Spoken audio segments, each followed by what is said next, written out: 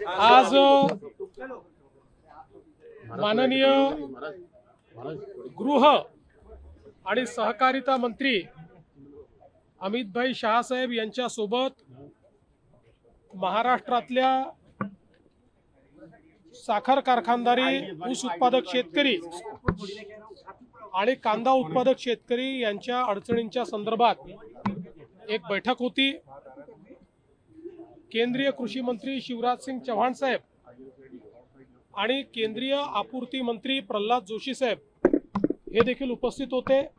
साखरेच्या प्रश्नावर अतिशय सकारात्मक चर्चा झाली आणि विशेषतः जे मुद्दे आम्ही उपस्थित केले, MSP वाढवण्याच्या संदर्भात, इथेनॉलचा कोटा वाढवण्याच्या संदर्भात, ड्युअल प्राइस सिस्टीम तयार करण्याच्या संदर्भात, लोन रिस्ट्रक्चरिंग करण्याच्या संदर्भात आणि इंटरेस्ट सबवेन्शनचे पैसे देण्याच्या संदर्भात या प्रत्येक गोष्टीत अतिशय सकारात्मक अशा प्रकारचा निर्णय माननीय सहकारिता मंत्र्यांनी अमितभाई शहांनी दिला आणि विशेषतः MSP वाढवणं गरजेचं आहे हे त्यांनी मान्य केलं।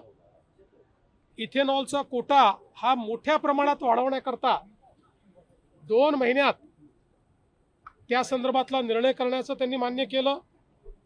इंटरेस्ट सबवेन्शनचे पैसे तात्काळ देण्याचं त्यांनी मान्य केलं।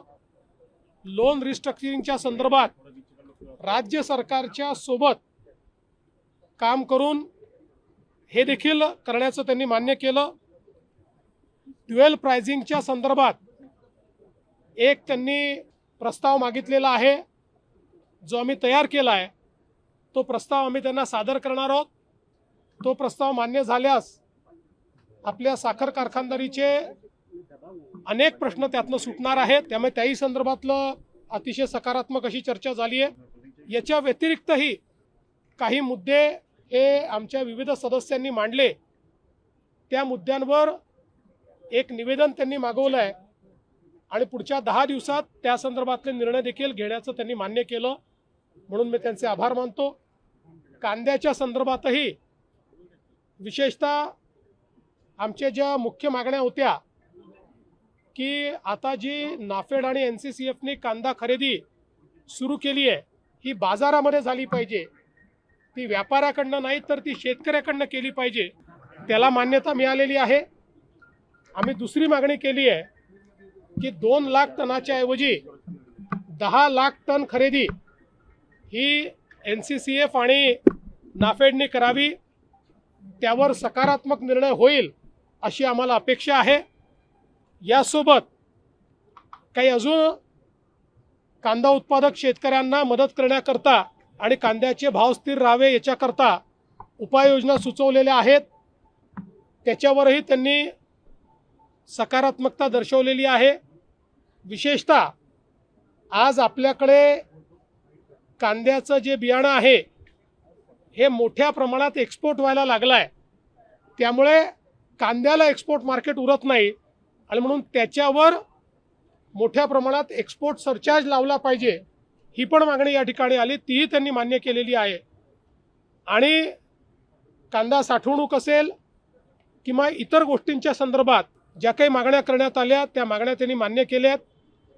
कांद्याचा जो खरेदीचा भाव आहे तो कालच वाढवून 15 रुपये 80 पैसे केलेला आहे, तो अजून कसा वाढवता येईल या संदर्भात देखील मागणी करण्यात आली आहे।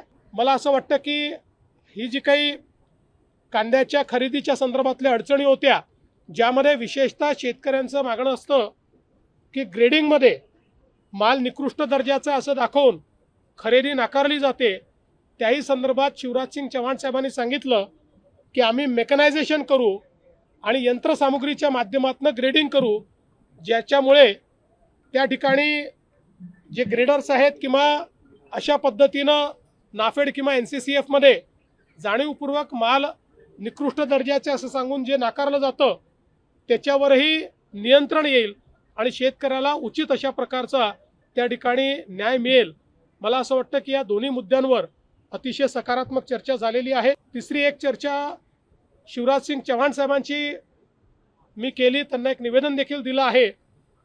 आपल्याकडे विशेषतः आंबा आणि हापूस आंबा याच्या संदर्भात जो प्रश्न निर्माण झालेला आहे, राज्य सरकार तर मदत करतच आहे, पण इन्शुरन्स कंपन्यांनी त्या ठिकाणी घातलेल्या काही ज्या अटी आहेत त्याच्यामध्ये बदल केला तर मोठ्या प्रमाणात आंबा उत्पादक शेतकऱ्याला मदत मिळू शकते.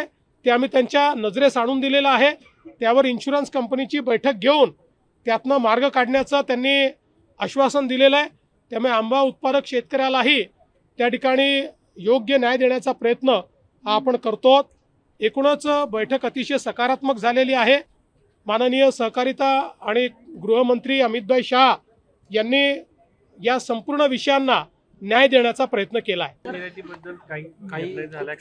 कांद्याच्या निर्यातीवर कोणतीही बंदी नाही, ती घातल्यात येणार नाही आणि कुठल्याही एक्सपोर्टवर जे काही त्या ठिकाणी आपण सरचार्ज लावतो तोही लावण्यात येणार नाही याचं आश्वासन त्यांनी दिलं आहे. एनसीपीच्या वतीनं अर्थ खातं मागितलं जातं. मला मागितलं की मी सांगेन. राष्ट्रवादीच्या बैठकीमध्ये त्यात नाराजी व्यक्त केली गेली सर. माझ्यापर्यंत आली तर मी त्याच्यावर योग्य उत्तर देईन. सर विधान परिषदेच्या जागांचा तिढा अजून सुटलेला नाहीये. तुमच्या अंतर्गत बैठकांनी साधारणतः काय चर्चा आहे? मी काल सांगितलं, पुन्हा सांगतो, उद्या पुन्हा विचारू नका. आमचं जवळपास ॲग्रीमेंट झालेलं आहे. फक्त शिवसेनेसोबत नाशिक आणि संभाजीनगरपैकी एक जागा आम्हाला मिळाली पाहिजे असा आमचा आग्रह आहे. आणि NCPने आम्हाला पुण्याची जागा मागितलेली आहे. त्यामुळे या दोनच गोष्टींवर आमचं अडलं आहे, जे आम्ही सोडवून घेऊ. आता काही कठीण नाही, कठीण पेपर संपलाय, सोपा पेपर बाकी आहे. टिकमार्क करायचं आहे, टिकमार्क झाल्याबरोबर विषय संपतील.